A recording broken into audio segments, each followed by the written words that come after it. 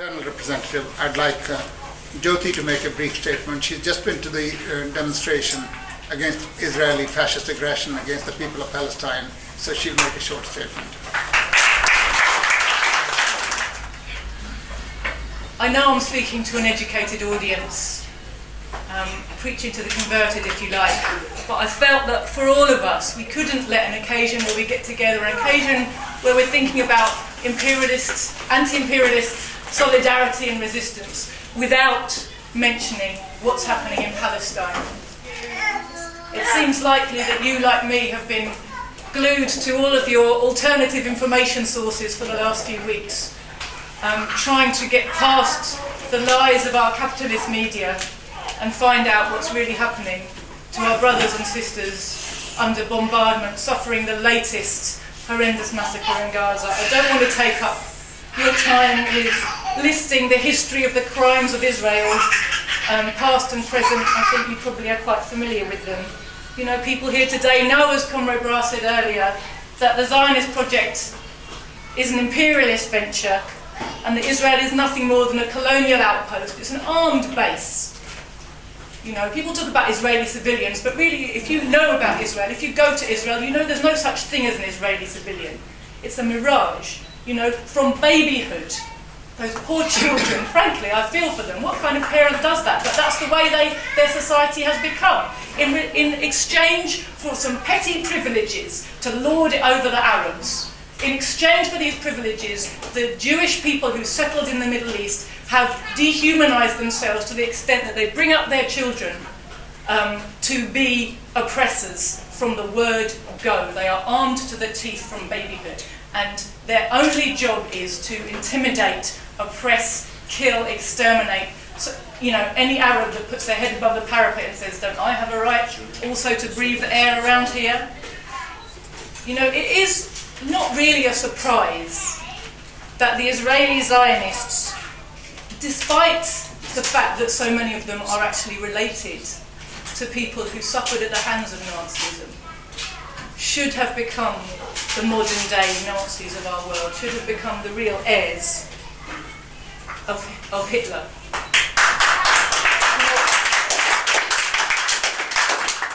A settler colonialist state needs a supremacist ideology. You cannot go and steal the land of another people, evict them from their homes, and exterminate them without telling yourself that you are something special, and without telling yourself that the people you're getting rid of do not really count as human beings at all. You have to have an ideology that tells you that in order to act in that way. It's only by completely brainwashing themselves and their children that they're able to act as they do. It's only because of that, you know, these decades of brainwashing, that we can see the sights we're seeing now, whereby we have Israeli politicians openly calling for the destruction of everything that makes human life possible and bearable, openly saying Gaza must be destroyed, openly saying Hamas fighters must be told that their wives and mothers will be raped, openly bombing places where they have asked refugees to collect together and told them they'll be safe, i.e.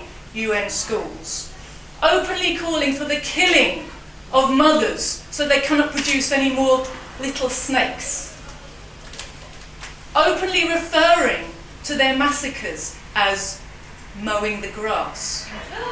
This is what how they refer to it. Politicians in the Knesset, they're not even, you know, kind of marginal figures. These are mainstream Israeli politicians. This is how they talk.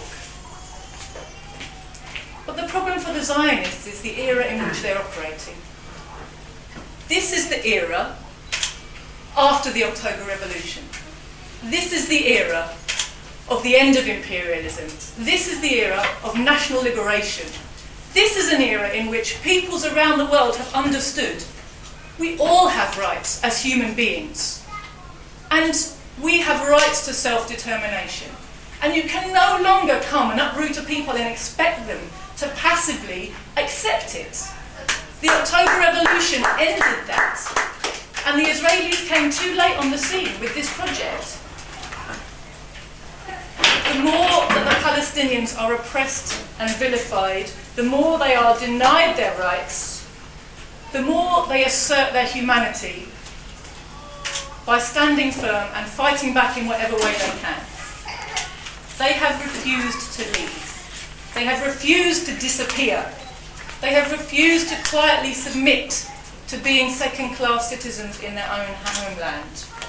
Collectively, with dignity, with every means at their disposal in the most one-sidedly asymmetric of asymmetric wars, the Palestinians have consistently asserted their right to life and liberty, their right to remain as Palestinians in Palestine.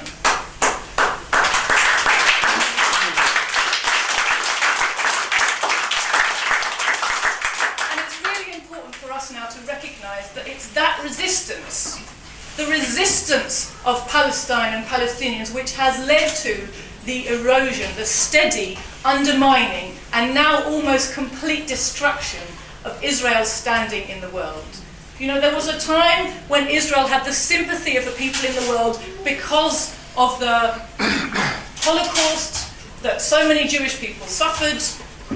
They had and manipulated the sympathy of the world's people. That is gone because of the resistance of the Palestinians, because their resistance has exposed the truly fascistic nature of what Israel is.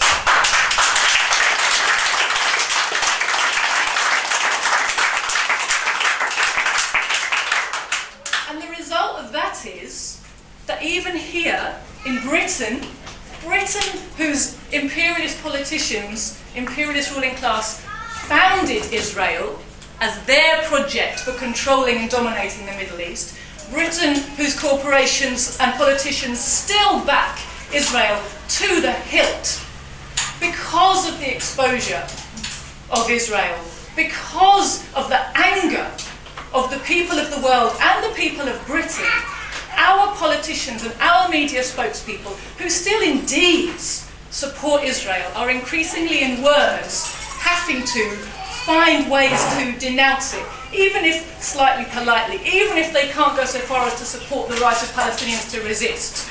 It's a reflection of the fact of the resistance that they have to do that.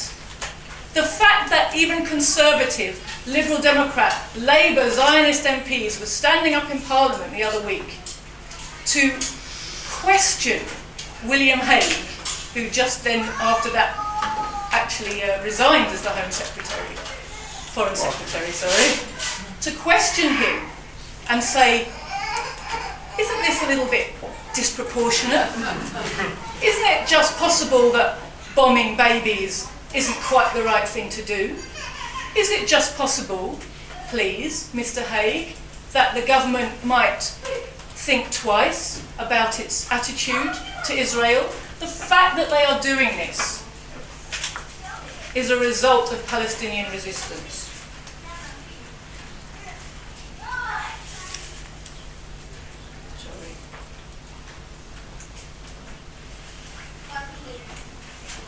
And they have to do it if they want to retain any credibility in the eyes of the people, because the people are angry and the people have seen through the lies now. But where we come in is, so far what we have is a letting off of steam. Okay, if I see a few MPs or the odd journalist asking an awkward question about Israel, I feel a bit better. It feels like a little bit of truth is getting through. But it's not enough, because we have not only a historic responsibility, but a physical and economic connection with what is happening in Israel. The British ruling class benefits from the looting of Middle Eastern oil. It props up Israel. It backs these crimes.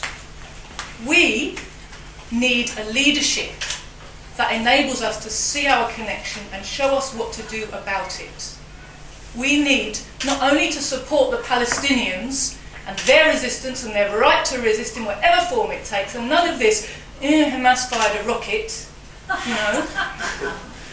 None of this apologising for the resistance. We support every type of resistance that the Palestinians choose to make. It is their human right, it is their human duty. How could they be human and not resist?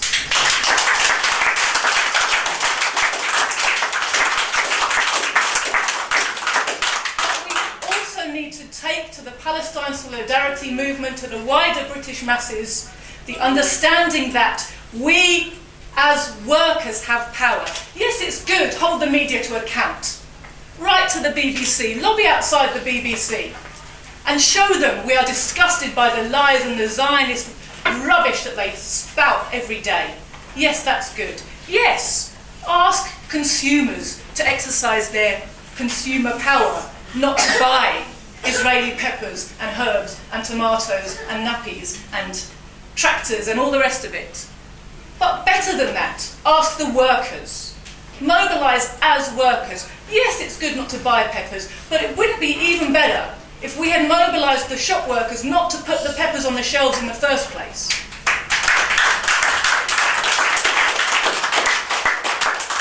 We as British workers have a huge amount of power over the Israeli project, and we mustn't be led to believe that all we can do is go to a demonstration and write to an MP, sign a petition and go back home and feel cross. Yet we have power together, and we must be spreading that awareness. We as communists are nothing if we are not trying to spread the awareness that workers have a collective power. We need to be mobilising for no cooperation completely. That means do not stock the Israeli products on the shelves. That means do not supply Israel with war materials or help of any kind. That means do not help the settlements to be built, the infrastructure to be built, the telecommunications to operate. That means do not help put out, write, transmit, broadcast, put on a website any propaganda that supports this illegal, genocidal war. These are war crimes.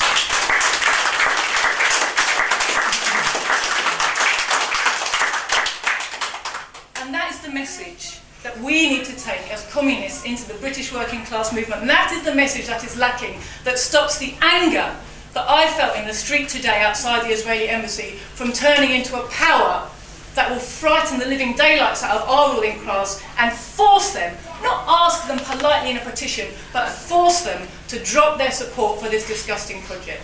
Thank you.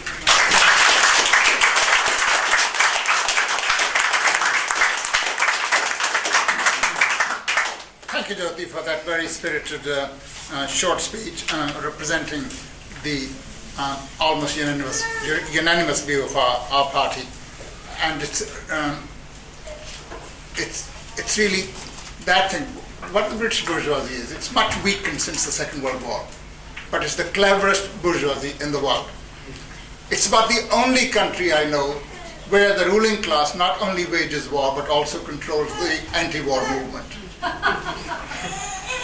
It is the only country in the world where the ruling class not only imposes harsh austerity measures on the working class, but also controls the anti-austerity movement. I attended a seminar, international seminar in Brussels in June, and I made that point. And to my horror, one of the people sitting in the conference was the General Secretary of the Communist Party of Britain, Robert Griffiths. I used to like him much better when he was a Welsh nationalist, going around burning English cottages in the Welsh countryside. But I mean, he's become insipid. He's just a hod carrier for social democracy. So he stood up after me and he said, the delegates must not leave this conference believing the previous speaker, because the previous speaker has told lies and slandered the anti-war and anti-austerity movement. But you see, these people get very hurt when you attack them. And that's precisely what they're doing. We had an anti-war movement. The very first demonstration it called, some people say it was million there, some people said 100 million, twice the population, nearly twice the population of Britain, some people said 2. I settled for 1 million. There were 1 million people demonstrating, as Jyoti said, while the RAF pilots were flying over those demonstrators to go and bomb Iraq. So what's the point of having a demonstration? I suppose those people who never walk to work, it's a good exercise for them. It probably prolongs their life a bit. But other than that, it doesn't do much good to the anti-war movement. I'm not against demonstrations, but you have actually got to do something more than that. Yet we are constantly reminded that after the October Revolution, Britain had organized a counter-revolutionary war against Soviet Russia. And the dockers in Britain, in the London docks, led by Harry Pollitt, who was then the docker, a famous docker, and went on to become the General Secretary of the Communist Party of Great Britain, that he organized and said no ammunition should be loaded on the Jolly George, which was ready to go to the Russian war front. And that forced Lloyd George to call off the intervention. Well, if we can fondly remember that, and we don't follow that example, it's exactly the same. Don't defend trade union rights today, but defend the tall puddle martyrs. It's safe, isn't it? You remember dead people, you burn incense there, you have your pictures in your newspapers, and come home and let the trade union movement be smashed to smithereens here. We are against this hypocrisy. Since the October Revolution, the difference between communists and false friends of the working class is that there is no chasm between word and deed. We may not be powerful enough to persuade the working class movement, but we have every intention of taking this message that workers have the power to stop these wars. Only they can stop, because if they don't stop, then everybody will suffer as a result. The next war, it can't be stopped, because people say there are nuclear weapons. No weaponry will stop the war. It's not weapons that fight wars. It's the system. It's imperialism that's dying once again to redivide the world and grab other people's resources, which will cause the war. And if war is caused, even smug middle-class people who are quite happy with their lives would be incinerated just the same as ordinary workers would be. So it's in the interest of humanity to prevent that by fighting against these wars, by taking real action. So Jyoti, once again, thank you very much. This is for Palestine, Ramallah, West Bank, Gaza. It's about time we globalise the intifada. Listen close, I've got 6 words for Obama.